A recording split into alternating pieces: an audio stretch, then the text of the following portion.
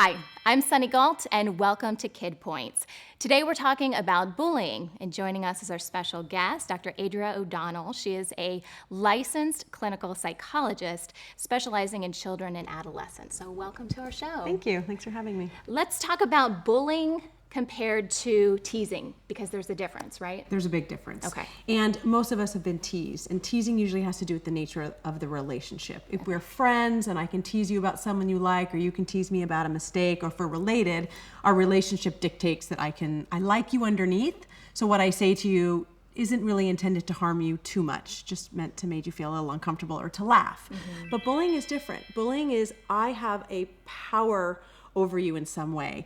I either have a social power, I'm bigger, I'm older, I'm stronger, or I am intending to harm you. And I seek you out, and it's repetitive. It's something that happens over and over. And the victim feels like they can't get away.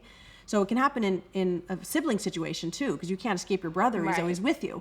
But it's, I seek you out, and in every situation, I intend to make you feel uncomfortable. I come after you, and you have tried to stop it, so you feel helpless. So there's intent to harm, there's repetitive, systematic, and it is subtle usually. The big bullying gets caught. If I hit you in the face, someone sees it leaves a mark, and we manage that. But bullying can be much more subtle, but it's ongoing, and it's really traumatic. Is bullying more geared towards boys versus girls? It's equal opportunity bullying, actually. Okay. Girls just do it differently than boys. So boys tend to be more physical and more overt and more aggressive. And so I might be, if I'm playing flag football with you, I might bump you a little extra hard and knock you down and say, oh, sorry. Or I might really call you out on, boys tend to bully on their physical strengths and weaknesses. And, you throw like a girl. It's about demasculating each other. Oh, girls, we are just, we are ruder about it. We're subtle, we're sneaky, and we are bullying, not with our bodies, but with our words and our relationships. So I bully you in your softest spot, which is your reputation or your social relationships. So girls do it differently. In what ways do girls bully? So what a girl might do is, it can be very obnoxious to very, very subtle. So maybe you come up and you say hi to me, and I just say, hi.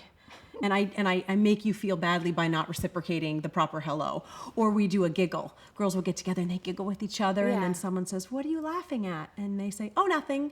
But you're left thinking, I think they were laughing at me, but I have no proof of that. Or I will say, oh, come here, I have something really important to tell you, and I will take you and I will grab you away from a conversation you're having, leaving the girl standing there feeling badly. Or I have a party and I invite everybody. Oh, but I can only have 4 people, so I can't invite you. But I let you know about it. So I try to make you feel on the outs of whatever circle I'm creating. And that's what it looks like. And it seems like a parent would say, well, that's not a big deal. You can't be invited to every party. But over and over and over, if you're feeling left out and feeling not good enough, and you're constantly striving to get in to the circle, you feel insecure, and then you feel desperate. And the cycle kind of continues from there. What are the 3 roles of bullying? Children move within 3 roles. They can be aggressive, which they usually don't admit to unless it's retaliatory. So they will say, well, she did it first. So they can be the aggressive person. They're usually the bystander. In most situations, someone's watching the mean exchange, or they're the target. And it also changes throughout the day. So maybe your older sibling is really mean to you and bullies you, makes you feel terrible. Then you get in line for school and you watch a bunch of kids pulling each other's backpacks and knocking each other around. And then you get in line and you start sniggering and laughing because some girl has a Hello Kitty lunchbox, and you think that's not cool. And so you tease and make her feel badly. So you really move between those roles all day long. What are some of the warning signs? What should we be looking for in our kids to know if they are being bullied? The hardest kids to tease out to know that if they're being bullied are the ones that are quiet in their temperament, because they're not going to come home and complain. And you've got the kids that'll burst in the door and rage about what was not fair that day. Those are the easy kids, because they will tell you and you can help them talk to the teacher and you can go from there. The kids that are really quiet in temperament, that just take it, they're the hardest ones. Sometimes they don't want to go to school, or if you say, tell me 2 people you played with today. By the way, I never say, how was your day? Because they say fine or good. You get nowhere. Right. So tell me 2 people you played with today. If they can't really say or describe the fun you had at recess, I didn't have any fun. You've got to ask the right questions, because if they don't want to go to school, tummy aches are a big thing. Girls have tummy aches. And And then if they're not talking about play, if they're not talking about fun, and then you have to ask the teacher, what does my daughter do at recess? Is my son walking, and kicking rocks, or is he included? Things like that. And the best time of the day to get your kid to open up is either in the bath, if they're young enough and you're doing bath with them, or at night when you're tucking them in. And the child will start to say, at school sometimes I feel alone, or they say the thing that they haven't said all day, that you've been prying at, you've been knocking at the door. Tell me about your day, tell me.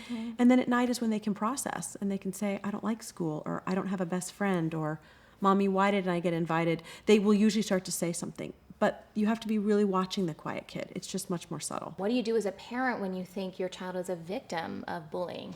The hardest thing for parents is to know that you can't control all of it. There is some of this that your child has to go through and figure out, because you could follow your child all day long, but at some point they are left in their situation with what to do. So you want to give them tools so that they feel like they have some power. So what I do is when I do my workshops, I talk about brave talk. And it's usually for younger kids, and then older it's straight talk, because brave isn't necessarily cool for a bunch of 7th graders. So you stand, your face expression has to match. So it's facial expression, tone of voice, eye contact, and then I words. Because if I go to tell you something, girls get really nervous when they're confrontational. Girls don't like conflict. Well, we like conflict, we call it drama. We don't like face-to-face conflict. So what happens is, I want you to stop something, but I don't look at you. And I say, can you not do that? And I don't like it when you do that. I smile, I look away, the message doesn't match. So I have to look at you and say, hey, I don't like how you're talking to me. Just I words, because if you own something with I, it's very powerful. So I don't give them long one-liners, but it's, I don't want to talk like that. I don't like that. Don't talk to me like that. It's very direct. And then the only thing you can control in that moment is yourself. So I can't control if you accept that. You may look at me and say, so, because if I feel victimized, I'm going to have a hard time standing up to you. So I can say, so this, and I walk away. So walking away can be powerful and going to find an ally. So Brave Talk is about direct communication, I words, eye contact, facial expression, tone of voice, and then I can walk away and I find an ally. And it doesn't stop necessarily the bullying, but it doesn't make me feel that I didn't stand up for myself. The child doesn't walk away and think, oh, I should have said this, or why didn't I? They just feel empowered. You mentioned Brave Talk becomes Straight Talk for teens. What are the difference in the two programs? The basic concept is the same. It's assertiveness training for teenagers. And so what happens is when they don't know what to say, they either say nothing, or they go and text about it behind your back, not to your face, or they get aggressive. So it's about teaching them something in the middle of being passive or aggressive. So it's basically teaching a teenager that, one, they can't control anyone but themselves, what they say and what they do, so that empowers them. And the power of I, just being able to say, I don't agree with that, or I don't want to talk like that, or that sounds like gossip to me, I'm out. But as you get older, it's okay just to say, yeah, I don't want to be like that. I'm not that kind of person. You know what? I don't smoke. It's just a personal rule. Whatever it is, it's the power of I. And if you own it, it's almost you have to fake it till you make it. You have to act as if you're okay with that, even if on the inside you're thinking, oh gosh, I sound like such a geek. If you own it, people, oh, okay, that's cool. I buy that. She doesn't smoke, but you can still hang out with us. Or, oh, you know what? I can't have you drive in my car. Because whatever the rule is, if you just are comfortable with it, no matter what anyone says, that's very empowering for a teenager. And that's what they want to feel, is that they have power in a situation where they feel helpless. Right. So that's how Straight Talk looks for teenagers. What are the steps for parents if their children are being bullied? In my workshops, I have a parent section. And so the first thing I say is respond, don't react. Because when a parent feels that their child is being hurt, oh, that mother cub, that mother bear comes out, and you say, what kid? And you want to, so overreacting, that's the worst thing, because then the child manages your feelings and not their own. So you really want to keep it about them. So you have to check yourself and say, and feel yourself getting upset, and then you need to investigate, and you have to be open to all possibilities. So if your child comes to you, you can say, you know what, it sounds like a lot of things happened that day. Can I talk to your teacher about some other things that maybe you didn't remember or see, or I'm really confused. Can I talk to the yard duty teacher about that? Really opening it up, because if it's open and the child feels relaxed, they're going to come tell you more. If you say, what? Who did that to you? What do you mean? Where? The child's like, oh gosh, I got dad all worked up. I can't go to him again. They shut down. They shut down because it's too intense. They're already scared enough. So investigating. And then also in the back of your mind, know that your child, your angel, probably, maybe did something.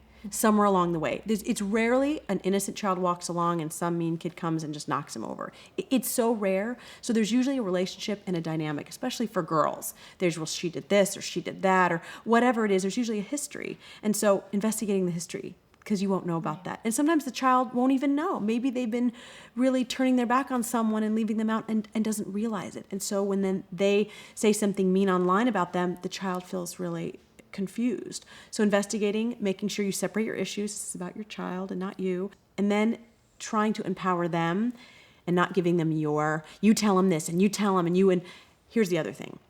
I tell my parents never to call another parent unless they tell the child they're doing it first.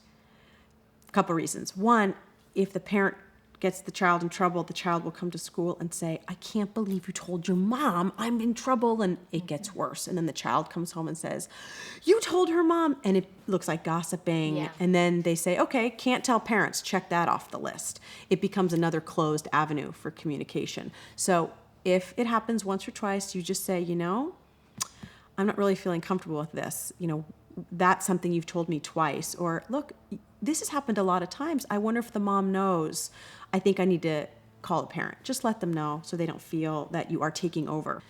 My last piece of advice is ask your child, do you want me to listen and understand right now, or are you asking me for help and to do something? Because sometimes the child just wants to get in the car and talk about and process their day. And you get all worked up and you get home and you want to send emails and get your husband involved and do all those things. And sometimes the child will just say, oh yeah, were we mad yesterday? Now we love each other. We're best friends again. And they get over it and you don't. Yeah. So those are my tips. So where can parents find out more information about Brave Talk? On the Kids Point website, I've created some handouts and some role plays as well. So parents can download those and practice and help their kids practice using assertiveness talk. Great.